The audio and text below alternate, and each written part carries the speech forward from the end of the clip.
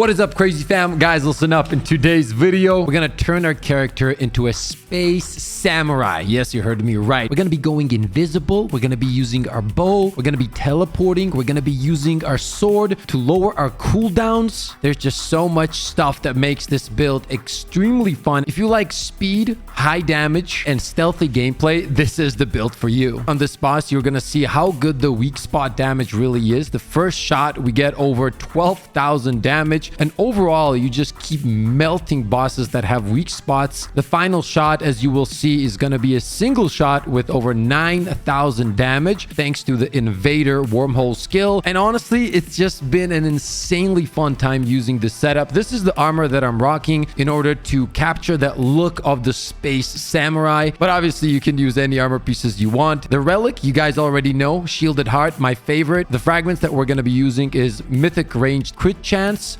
ranged damage, and ranged crit damage, which is going to be perfect. You can swap out the ranged damage for 15% weak spot damage. That's also a great choice. I'm going to leave that up to you. For the classes, we're going to be combining the Invader with the Hunter. We're going to be using the wormhole skill from the Invader with the Hunter's Shroud skill. So we're going to be going invisible. Every time we break out of invisibility, we deal 50% more damage. And then on top of that, if we teleport, our damage increases by 300%. And you will see some crazy numbers, man. For the weapon, we're going to be using the Crescent Moon in combination with the Supercharger Mutator. Increases charge speed for bows and fusion rifles by 30%. And at level 10, charged primary shots of bows and fusion rifles gain 15% critical chance. This is like a passive buff to our crit chance, which is always super good when you're trying to create high DPS builds. And for all the people that don't know, every time you use the mod on this bow, you pretty much shoot 2 arrows, which literally takes the DPS to the next level. For our sword, we're going to be using the Spectral Blade. And the truth is, I use this one just because they look so cool together, the bow and the sword, and it gives you more of that samurai vibe. And the important part here is we're going to be using the Dervish Mutator. Increases melee damage by 40% for 10 seconds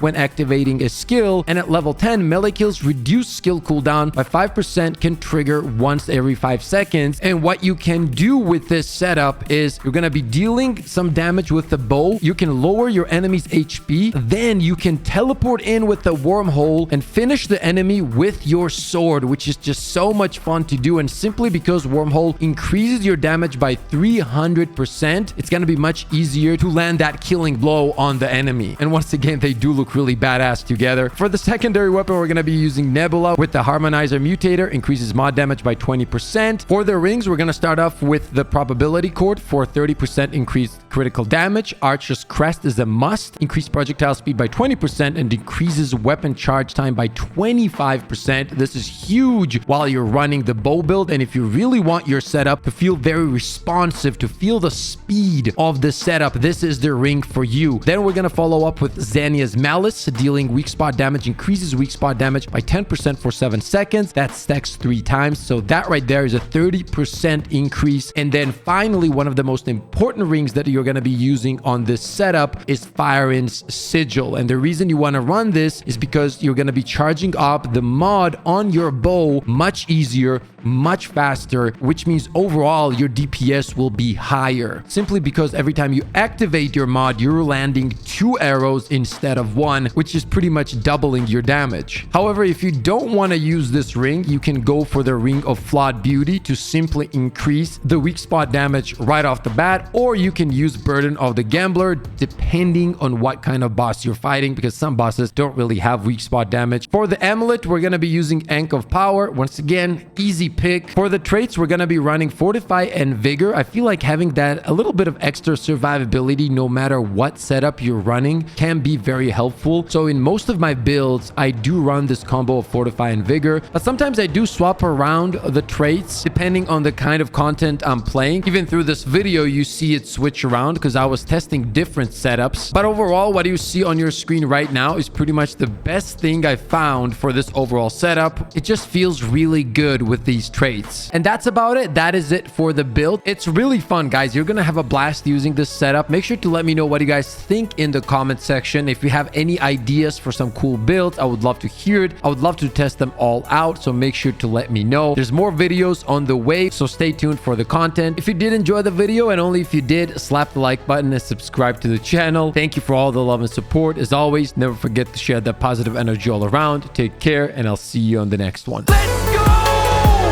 Let's go, baby! Let's go! I mean, we literally have the best community of all time. Oh! Oh, we got no scopes.